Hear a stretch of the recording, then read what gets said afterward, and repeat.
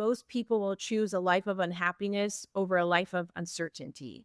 And entrepreneurs choose a life of uncertainty. Figure out what you want and go get it. There are resources, there are things to help you to get what you want. My favorite EOS tool will always be the level 10 meeting, and it absolutely changed the game. It does so many things for a business. It keeps the circles connected, it improves communication, team health, results. And so that was just such a game changer for us.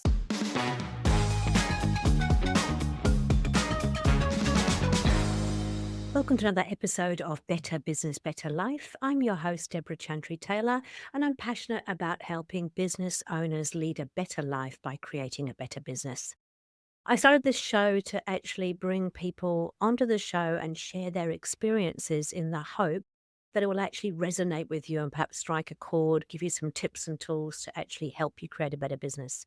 And so I invite EOS implementers, people who are using EOS in their practice, anybody who is passionate about EOS, or complementary tools that can actually help you lead that better life. My guest today has been on the show before. Once she came on with her husband, she talked about their franchise businesses, and she's also been on and talked a little bit about herself as an EOS implementer, what she was doing.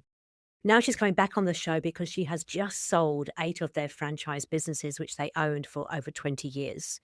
They self-implemented EOS into those franchise businesses, and she truly believes that helped with the sale of those businesses. She uses EOS not only in those businesses, but also in the family. Her husband and herself have got 5 kids, and they use EOS in that family as well. And today she's going to share with you the difference between using EOS and actually running on EOS. Amanda Barkey is a certified EOS implementer based out of Hawaii in the US. Welcome back to the show, Amanda. It's lovely to have you here. Thank you so much. It's my pleasure.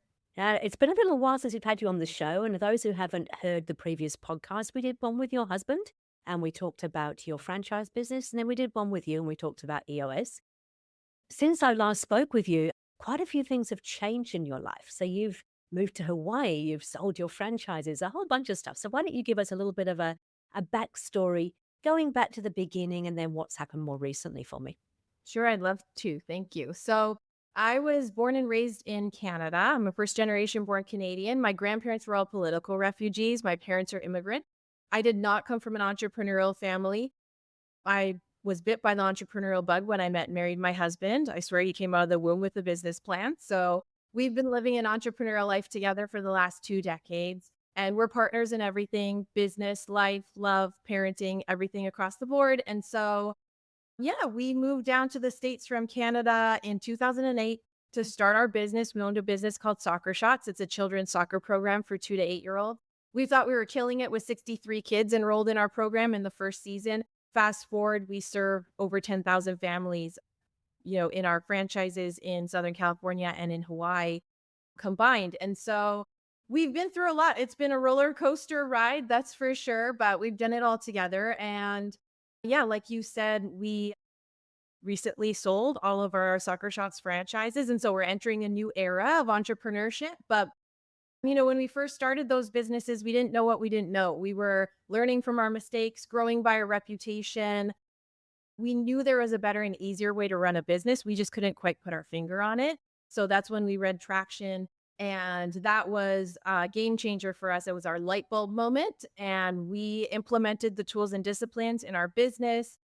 It profoundly changed my life personally and professionally, transformed my life. And so I'm a big believer in EOS and what it can do for not just entrepreneurs, but, I have 5 kids, 3 businesses, a nonprofit.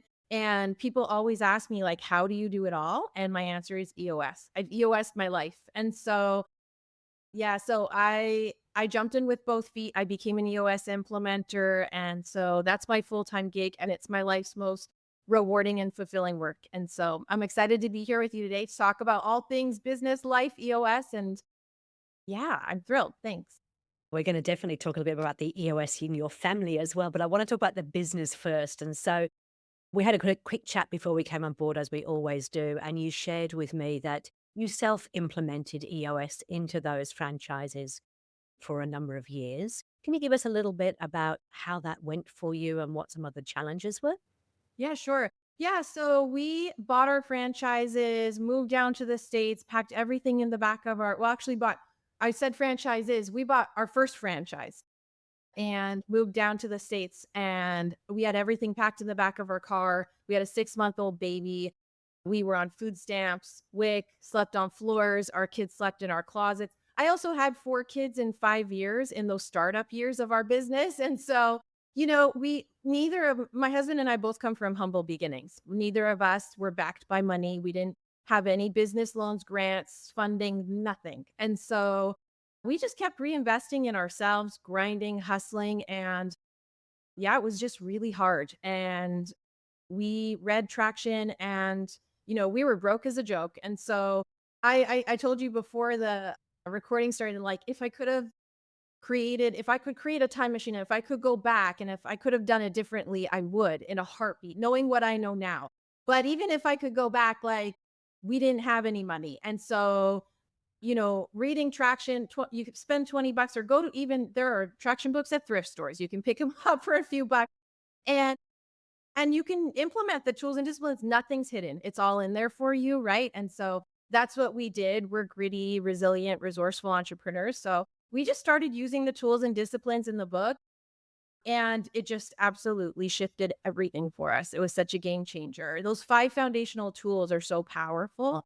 And so we implemented them in our business. We did find a rock star integrator.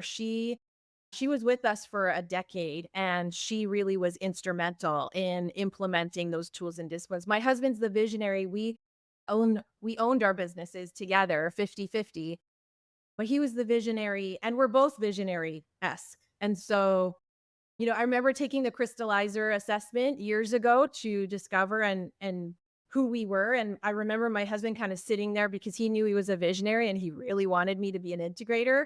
And it turns out I wasn't. And he was really disappointed.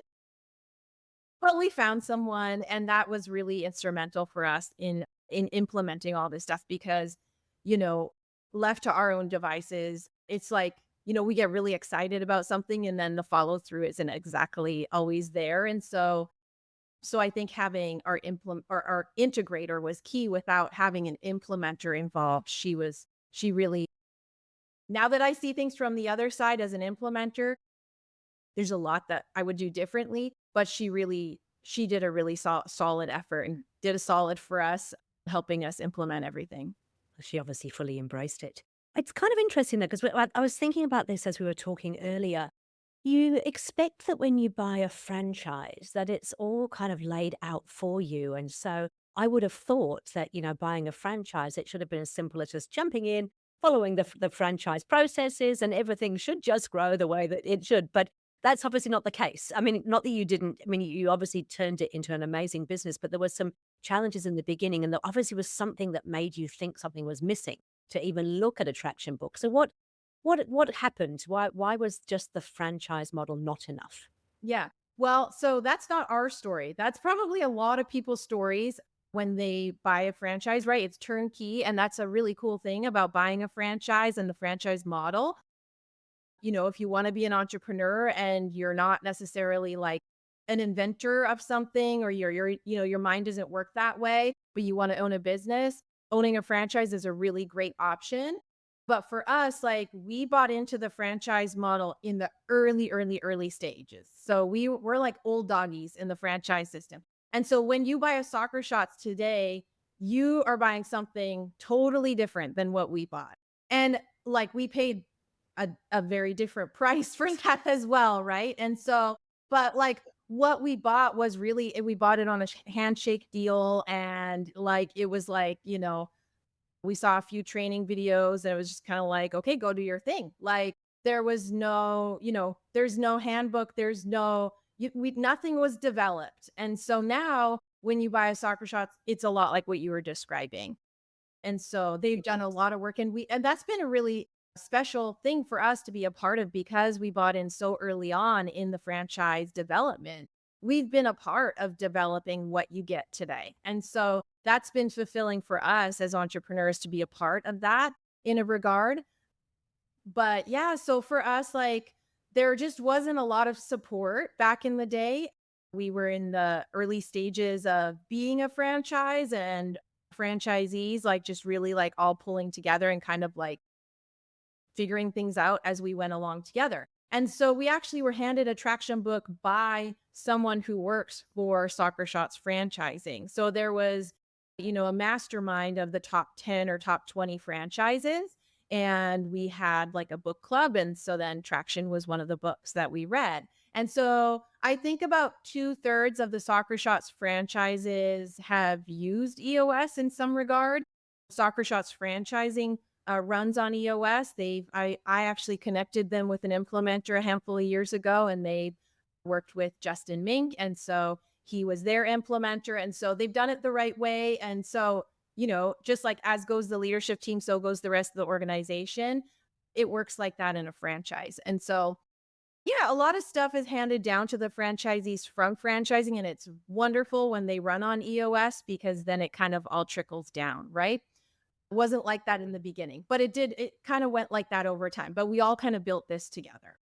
And I think, I mean, thinking about that, the EOS is, it's your daily business operating system, whereas the franchise is the bigger sort of framework around what it is that you're offering. And we always say that EOS is there for businesses that are already know what they're selling, who they're selling to, already have a business. And so therefore, if you think the franchise provides all that, what you're doing, who you're serving, where you're going, I guess the EOS is the internal operating system to keep all your people. Yeah, I mean, yeah, we always see how it like harmonizes and orchestrates all the moving parts, right? And so every business, whether you own a franchise or you're a business, standalone, it's just going to harmonize and orchestrate all those moving parts. And especially when there are people in your business, right? Like as you can probably attest, like most of the time, I would say 80% of the time, the issues on the issues list, the root is people. They're usually, there are some sort of people issues when you dig down deep. And so it doesn't really matter like when if the framework is there, the skeleton is there from the franchise, like within the business, within your own particular franchise, you're still gonna have issues. You're still gonna have, daily operating things that you need to work through. And so that's where EOS comes in and it just harmonizes and orchestrates all of that. It's interesting. One of the things you said, and you said it before we came on the podcast, which is why I wrote it down, but you said it again just a moment ago as well. It's like, if I could build a time machine, I could go back, I would. And this was around, the self-implementing versus getting an implementer on board. So now that you've been on the other side and you're part of the gang, the cult, whatever you want to call it, of EOS implementers who are out there infiltrating the world, what do you see as what would you have done differently and why? Yeah. I think hire an implementer. That's as simple as it can be. And there are so many reasons, but the EOS proven process is such a beautiful thing. It's the best and right way to implement EOS into your business. You can read the book, you can use the tools, but I think there's a big difference between using EOS and running on EOS. So we were using EOS in our business, and that was great. It changed a lot of things for us. But now that I'm on the other side, I had this unique perspective, right? And so I'm on the other side of the orange curtain and I'm seeing how the sausage is made and like there's a method to the madness. There's a psychology behind all of it. And I get it now. And once that clicked for me and I got the reps in doing this work with other teams in other businesses, I was like, "Oh my gosh, like this is such a brilliant thing." And not just in of itself with the tools and the disciplines and how it improves your business, but the process in which we implement it in, there's so much brilliance there, and it's really not it shouldn't be on you as a business owner to try to figure that out and wrap your mind I mean, look, I've been doing it now for a handful of years, full time, all day, every day. This is what I'm obsessed with and what I do day in and day out. And it's clicking for me, right? But so for a business owner, like your job is to do your business and do what you're genetically encoded to do. You shouldn't have to also do what I'm genetically encoded to do, right? There are people out there that can help you with that. I think I told you earlier when we were chatting, like I was talking to my husband the other day about our self implementation experience. And he joked, yeah, we crammed 2 years of learning into 5 years, right? Because it really took us, like, it's the EOS proven process. On average, our clients stay on with us for about 2 years, sometimes shorter, sometimes longer, sometimes they stay on with us forever. But it took us a good 5 years to really get all of the tools and disciplines implemented into our business. And it's just, you can save so much time, resources, energy, headaches, all of that by using an implementer. So if I could go back, I would. And I think also you mentioned having an integrator is really key as well. And so when you get an implementer and an integrator, I mean, that really is, we talk about rocket fuel with a visionary integrator, but it's like rocket fuel on steroids because then you've actually got somebody who is there helping you with the tools, helping you to understand the proven process, and then somebody who's championing it day in, day out in the business, which is often what is missing in a business.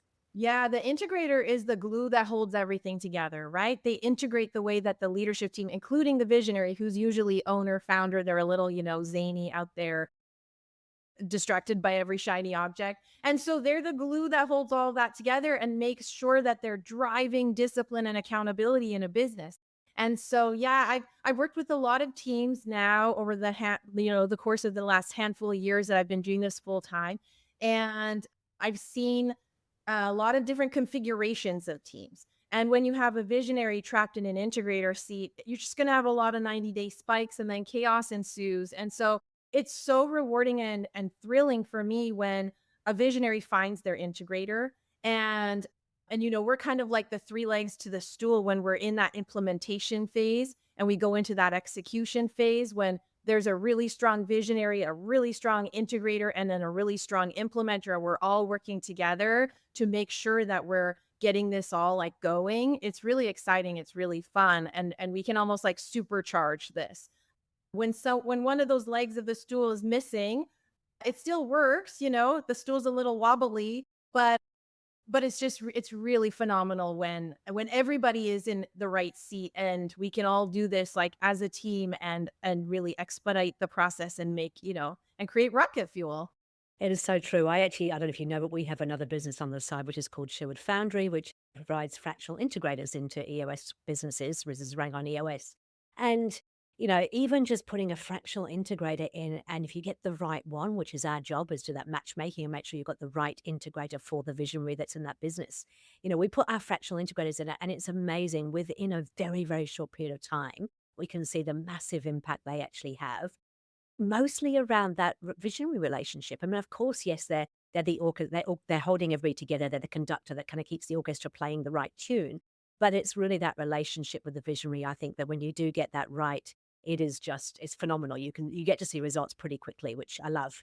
It's such a relief for visionaries to get an integrator, right? When they're like, oh, like I remember, I talked to a visionary one time and they were like, I always thought that I was a bad business owner because, I never paid my taxes on time, or I never, I didn't pull permits on time, or I could, like, all of these things that like a visionary is not genetically encoded to do. And then once they figured out like, oh, the big ideas, coming to every meeting with 30 new ideas, staying at 30,000 feet, like, all of those things are what visionary is genetically encoded to do. And when they sort of are able to, when they're released of the burden of having to do all those things that they're not genetically encoded to do, and they have someone else, a counterpart, that are bolstering them up, it's really cool to see how much freedom it gives to a person, to an entrepreneur. And I've seen that happen countless times, and it's really fun for me, especially when I'm working with established businesses when they've been in business for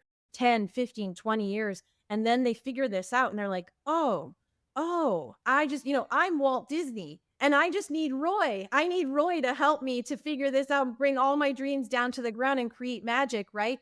And so it's really fun. It's great when a visionary gets an integrator, and it gives them that ultimate freedom and that relief. And I'm such a big fan of fractional integrators. My integrator, so we found her, she before we started, well, we read Traction, we're like, we got to do this, and we literally ripped off the description of an integrator from Rocket Fuel. We put it in, I think we put it on Craigslist, and we had like 100 applicants, and then we found Nancy. And so she was our full-time integrator. we implemented we all self-implemented together, and then we're running on EOS, and then COVID hits.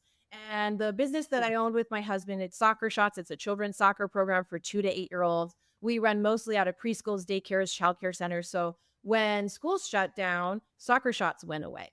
And so we did 2% of our gross revenue in the 2 quarters following the lockdowns of the previous year, same quarters. And so we shrunk by 90%. Like Soccer Shots was gone. It went away overnight, devastated our business. And so, you know, my husband, Nancy, our integrator, and myself, the three of us, we like had to sit down and really figure out what's plan B, C, D, E, F, right? Like, what are we going to do? We didn't know there were so many what ifs at that time.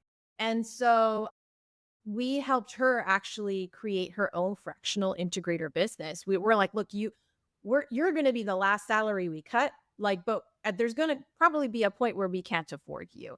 And so what can we do? And so we helped her create her own fractional practice. And so then coming out of COVID, she was our fractional integrator. And then she actually was a fractional integrator for a handful of Soccer Shots businesses. And then she branched out into other industries. And then, it was such a great thing that she just kept doing that. And she actually made more money, and she was able to spend more time with her son doing it fractionally, which was such a cool thing to be a part of, helping her figure out. And now she's a fractional integrator. She actually works for Catalyst Integrators. And so, yeah, yeah. And so I think that a fractional integrator can really serve a business well for a time. They're kind of like a Band-Aid, right? And then, they serve the business for what it needs, and then hopefully, you can find that they can help you find that. And train, and help you train that new person. Like I always say that with our fractional integrators, we don't want them to be there forever. Much like an EOS implementer, we're there to kind of help you until you are in a position where you can actually hand it over. So with our fractional integrators, they go in there, they can hit the ground running, which is, that's the beauty of somebody who's really experienced in this. But then they can help them find the integrator from within or from external, and then also train them. So you're actually giving them the complete solution to then manage it themselves going forward. And we never want them to be there forever. Right. Wonderful. I love that. And I think it's interesting because people say fractional integrators, how can they possibly, if they don't know the business and they haven't got the knowledge, but it's like they don't actually need it. A really, really good integrator will come in and will know enough. Their role is to really integrate EOS into the business and to keep all those parts together and moving together. And so they don't need to be an expert in your field. They just need to be really, really good at what they do. And I think when they're working with multiple clients, I think it's a benefit because they actually have other experiences they can bring into your business as well. Yeah, I think it's actually better if they don't know your business or your industry because, terms and things like that, you can pick that up pretty quick, but they can see things in a whole new way, right? And they're there to help you to implement tools and to lead and manage people well. And so, my integrator, Nancy, she was my full-time then she went fractional integrator for a decade. I don't think she's ever kicked a soccer ball. I don't think she's ever watched a full soccer game. Like, she's not a soccer person, but she was a phenomenal integrator because she had a big heart for people.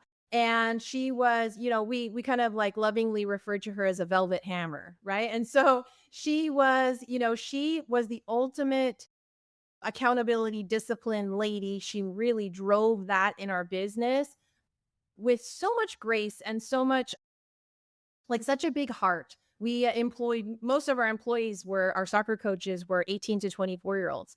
And so, there were countless times where she was grading their papers and they were coming to her with like, for dating advice or whatever. They called her Mama Nancy. And so, yeah, when you can find someone like who leads and manages people well, they don't need to know your industry or be savvy in your specific business. They have a really specific skill set and they're really genetically encoded to do that job well. And so when you can find them, man, it's really magical. Your husband, I know he was desperate for you to be the integrator, and obviously that was never going to happen. How would he describe that relationship with Nancy? Like, what did it do for him as a visionary? Yeah. Oh my gosh. Like I said earlier, relief. I think that's how we would probably describe it. I mean, I don't want to put words in his mouth, but for him, it really allowed him to elevate to his unique ability to be able to do the things that he's genetically encoded to do without guilt, right? Because he knew the permits were getting pulled and the taxes were getting paid on time, and there was someone there to pick up the pieces, right? Because a visionary is kind of like a tornado, right? Like they, or like I've actually heard like how they're kind of like a seagull. They come and swoop in and, and shit on everything. And then everybody's like, "Well, what are we supposed to do with this?" Right? Or, or similarly, like a tornado, you have to pick up all the pieces and it's great because they come in and they inject energy and like, there's all these like they think of things and see things in a way that you don't. But that integrator is really integral. And for my husband, I know like I observed those two really develop this relationship over time. It strengthened over the course of time to the point where they could, well, for sure Nancy could almost read his mind. Like they were really like it was like they were telepathic and like she was truly his ideas filter. So, and she did it in such a graceful way. Like I said earlier, like he would come to a meeting, say a same page meeting or a level 10 meeting with all these new ideas.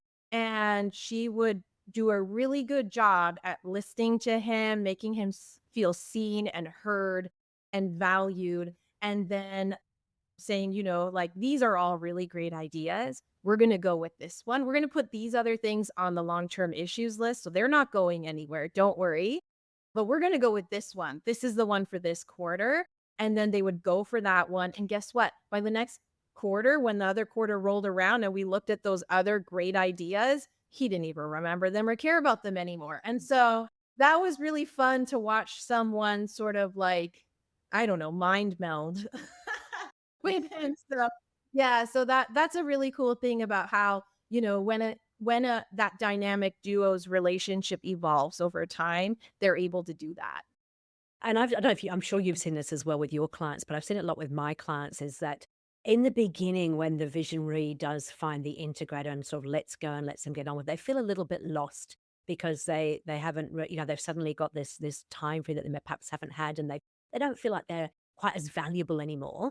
But then once they've had a little bit of time to get used to it, it is they get back to that stuff that you said they're genetically encoded to do, which sometimes is that problem solving stuff. When the whole business is stuck and nobody knows how to kind of move from that. They come in and they just have this ability. I'm a visionary too, so I do this myself. But come in and you can see it from a completely different perspective, and they can just join the dots and suddenly, break through that stuckness and really push the business forward. So it's such a joy to watch when they're able to get back to that, the big relationships, the big ideas, the big problem solving, because then you start to see the business really break through that ceiling and move on.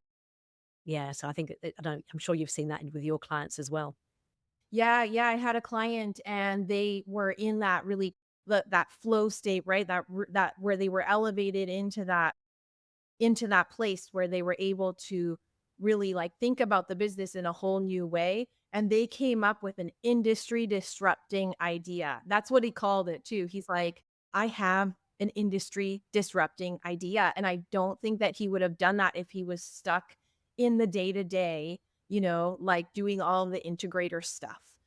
And so when you can see that happen and people are able to, you know, elevate to that place, it's really, really rewarding. Okay, so I'm going to ask you one more question about sort of the Soccer Shots franchises. So you went from one right in the beginning, you implemented EOS, you had 8 of them by the time that you were ready to move on. And so you've sold them just recently. Congratulations. Do you think that EOS changed the sale price of those businesses? And if so, why? Absolutely. Without a doubt. I know, when we've thought a lot over I mean, we've owned these businesses for almost 20 years, right? And so we've thought a lot and talked a lot about how life might go. We have 5 kids. Are we like building a legacy business? Are we going to hand it off to them one day? Are they going to work in the business? Are we going to sell it to them one day?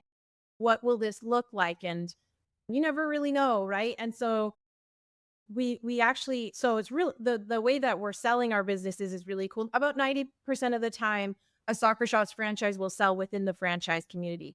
There was an opportunity when we first put our businesses up for sale last year where we were thinking we might sell it to someone outside of the soccer shots community. It fell through, didn't happen. And so it is turning out the way that people said that it would. And we're actually selling our we separated the businesses, so we own franchises in Southern California and franchises in Hawaii. And so we're selling the franchises in Hawaii to some former employees who used to work for the old owner of Soccer Shots Hawaii that we bought Soccer Shots from. And so that's really cool. They always wanted to buy it. They weren't in the position to buy it from the previous owner when we bought it from him. And so now they're coming in and they're buying it. And so it's great because we know, Hawaii is a different culture. It's a different place. It's a whole different animal than anywhere on the mainland. And so they've coached in these schools that they're coming in and working with, and they've been to this place. They understand the culture and the people. And so that was really important to us. And then in our soccer shop business in Southern California, we're actually selling it to two of our previous employees. My kids are all teenagers now, so they haven't been soccer shots age for a long time. But these people who are buying our soccer shots business in Southern California actually coached my kids when they were toddlers. And so it feels like they're my kids. Like I feel like I'm selling my business to my children. And so that's really special for us to be handing over our businesses in a way that we kind of thought we always would.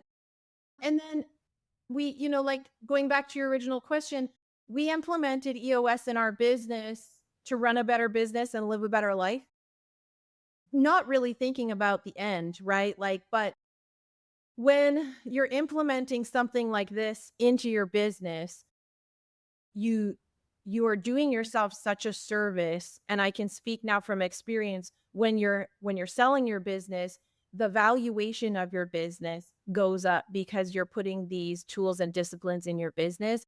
And whether you're a franchise or not, you're turning your business into a turnkey business. And we're able to now sort of just like hand a business over on a silver platter to these people, and it's a joy for us to hand a business over that it doesn't need us. It doesn't, all of the processes, all of the, the structure, the systems, all of it's in place. It's a self-running thing. And so it's fun to hand that over. There's no headaches, right? And so it's been a joy to be able to hand over a business that's just a self-sustaining machine. And and yeah, we've been able to get more for the businesses than we ever dreamed or imagined, so we're walking away very happy. Well, that sounds like a perfect scenario. So you've got people who can walk in, can take it over. I think that's the whole point of putting EOS in there, right? It's to make a business saleable, not because you want to sell it, but it should, if it's saleable and scalable, it means it's not reliant on you. And it sounds like that's the point where it's going to be a perfect thing to hand over on a plate to somebody else. Okay, so what is it like for yourself and your husband as two visionaries who are kind of letting go of this? I know that you said you're obviously really engrossed in the EOS stuff now. What about your hubby? What's he going to do next?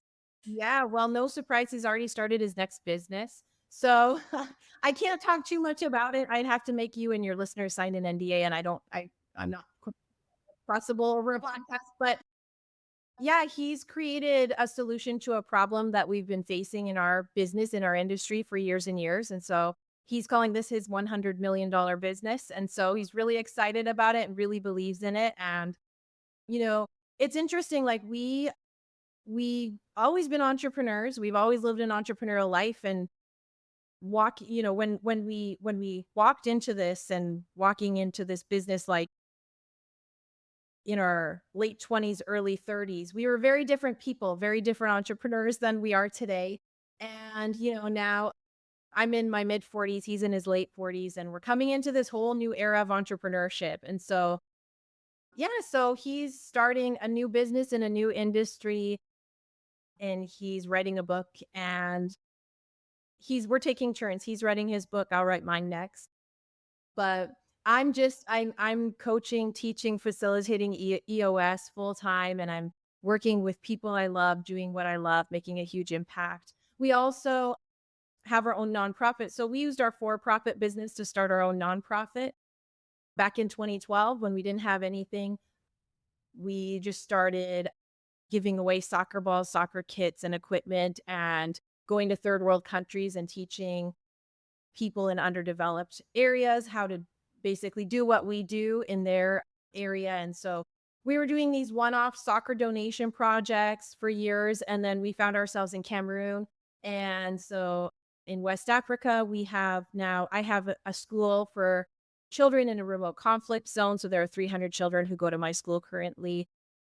And we have a moto taxi company that provides the salaries for the teachers at the school. It's also an underground ambulance service for, because there's a civil war happening there right now. And we have a prison ministry and an agriculture school and a pharmacy. And so we're digging wells, we're doing all kinds of stuff over there. So we're using all of our for profit stuff to fund that. And that's where, that's our passion project. That's where our hearts are. And so, yeah, we're just going to keep doing more of that and moving in that direction. Wow, that's beautiful. Now I'm gonna and honestly, I truly mean that. I mean, the things that you're doing, you really are making a huge difference in the world, so well on that.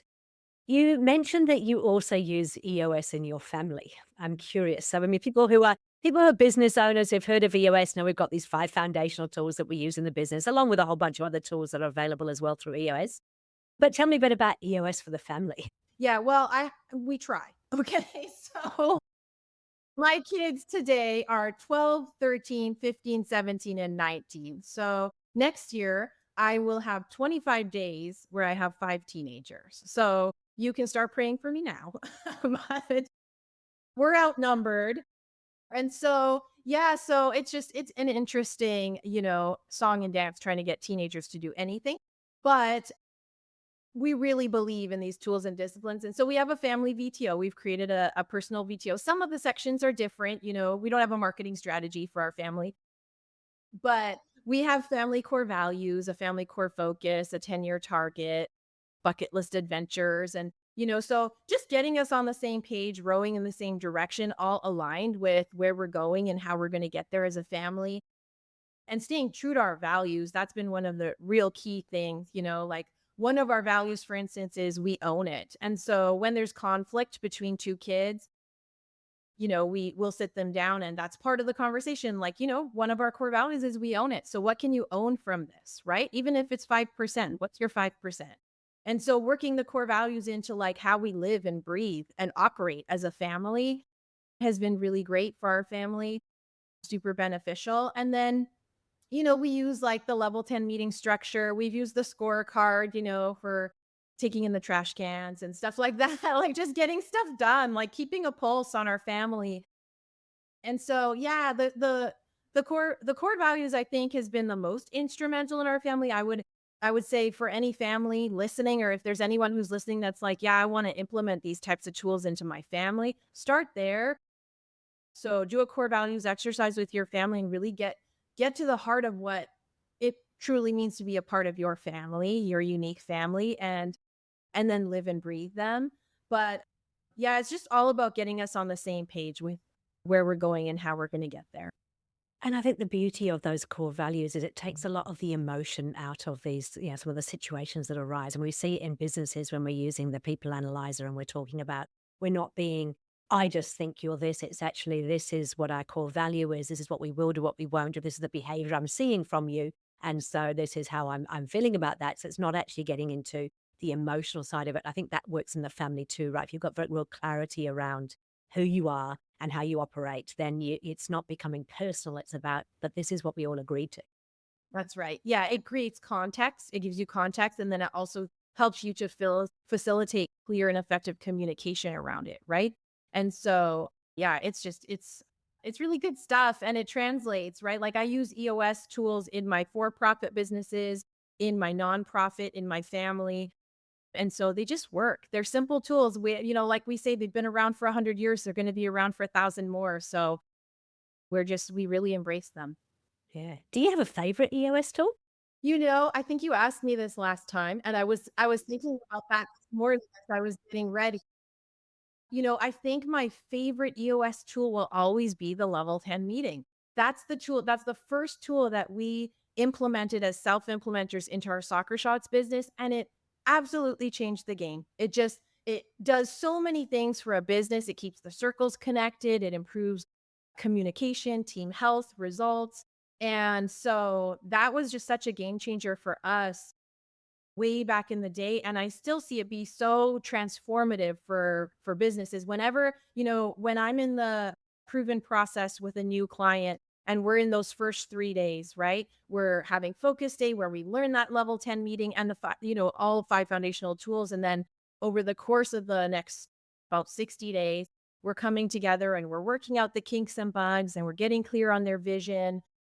Whenever I come back with them and I ask them, "What's working, what's not working?" The level 10 meeting is always, like, top of the list, and I'm not ever surprised. It really is the linchpin that holds EOS together, and so I think for me, that will always be my favorite tool, and so, yeah, I think that's it. I think I said that last time, I'm not sure, I'll have to re-listen, but I wouldn't doubt that I said it. I really love that level 10, and then, like you mentioned, the people analyzer. I'm such a big fan of the core values, and having that tool, that people analyzer, is such a simple tool that really helps you to assess whether or not people fit your culture like a glove. And that's such an important thing, like having the right people in the right seats. You can't execute on a great vision without great people. And so getting to work, getting 100% of the right people in the right seats is so imperative.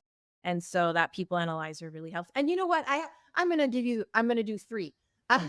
Sorry, I don't know if there's any rules, but I'm sure I'm breaking them. There's a visionary answer for you. Is it give me one thing? I've got three.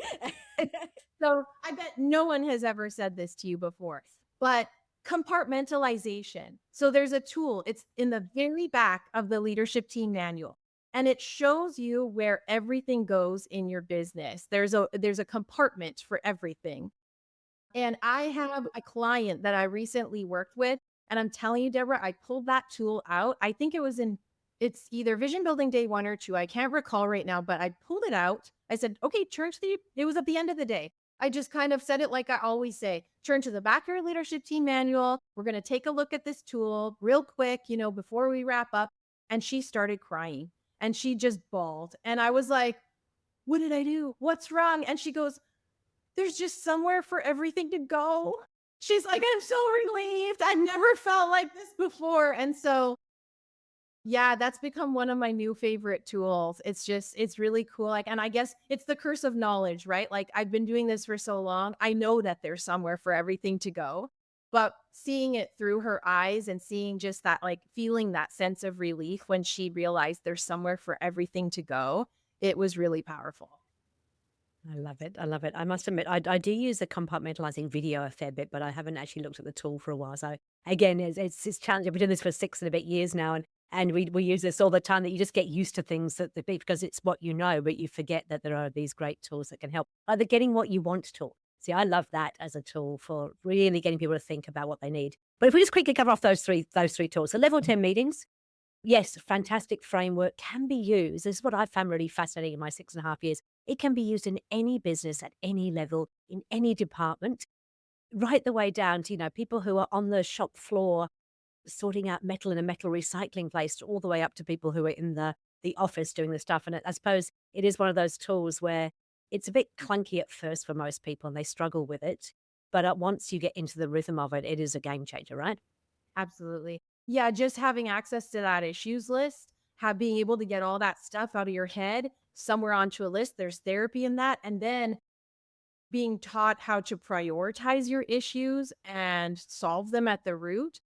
Yeah, even people on the shop floor, it is like you said, it's a game changer for people in any part of the business, all the way from, the CEO down to the janitor. So yeah, it's such a powerful tool. And it's a game changer. And especially like when you start migrating it down throughout the business. And the people analyzer, I mean, as I said, we both said this, it takes the emotion out of things. It gives you a chance to objectively look at something and then use it for a conversation. Because I always say it's not about pointing fingers or saying, you do this. It's actually about this is what we've agreed how we're going to operate. This is what we're seeing. And then there's a chance to have a conversation about how do we actually help you to either get back up to being, a plus on that people analyzer, or if you've got issues around GWC, what can we do to actually help you? It's a tool that's really designed to help leaders help grow their people. And sometimes let people go. Because and that's not a bad thing, I just I laugh and joke in my sessions. I always sort of say that, you've got to be really open and honest in these sessions. Nobody's ever been fired for anything they've said in these meetings, but we do have people leave. And I think I've lost 4 or 5 people this year from client sessions, and that's okay. I think sometimes we get upset by that, but if somebody isn't the right person and they're not in the right seat, it's not a bad thing to let them go.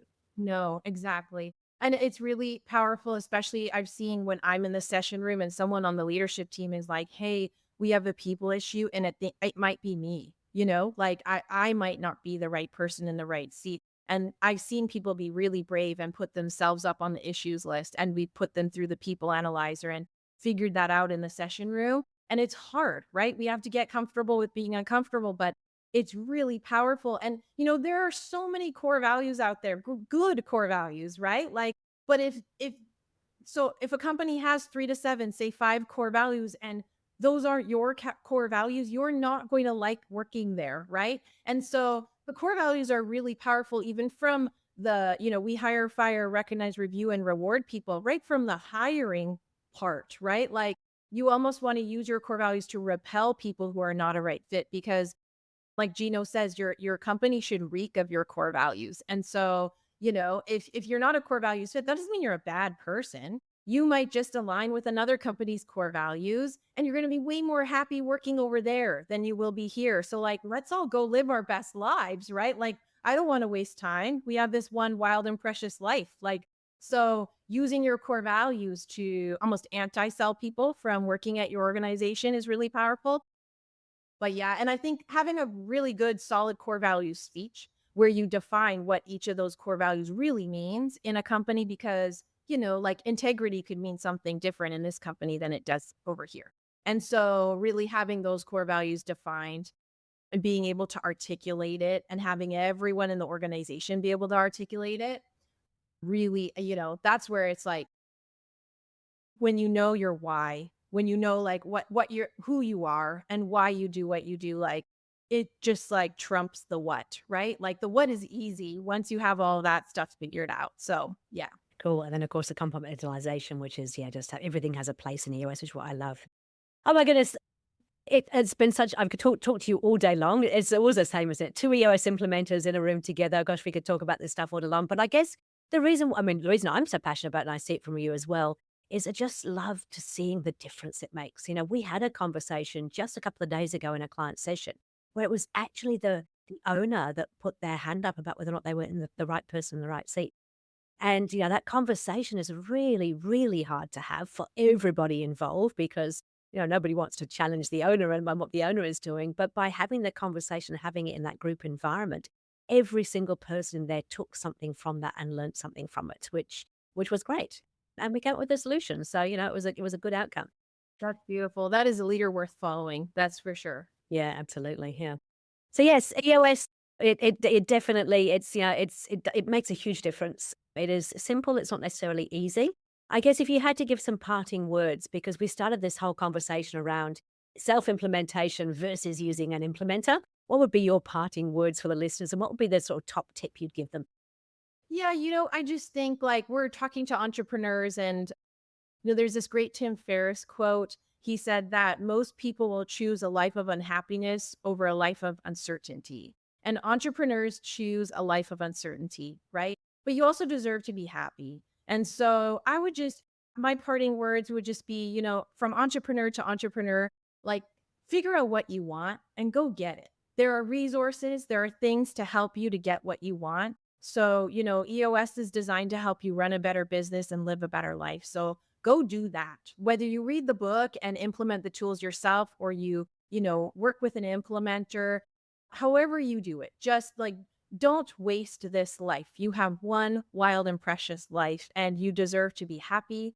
And if you're an entrepreneur, bravo, pat on the back, a round of applause, because you chose that life of uncertainty, but you also deserve to be happy. So figure out what that looks like and go live your EOS life. It's out there for you.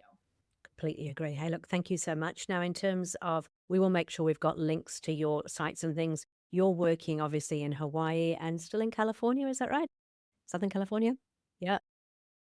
We shall make sure that your details, if anyone wants to contact you. Amanda, always a pleasure. I'm always inspired, not only by what you do with EOS, but all the stuff that you do outside as well, that difference that you're making around the world. So congratulations on the sale of the business. Well done on the next kind of steps in your venture. And yeah, great work that you're doing outside of the business as well. Thanks, Deborah. I appreciate it. I look forward to seeing you again, maybe next time. Thank you. Yeah, I'm sure I'll have a slew of Yeah. updates for you. I look forward to it. Thank you very much. Thanks, Deborah.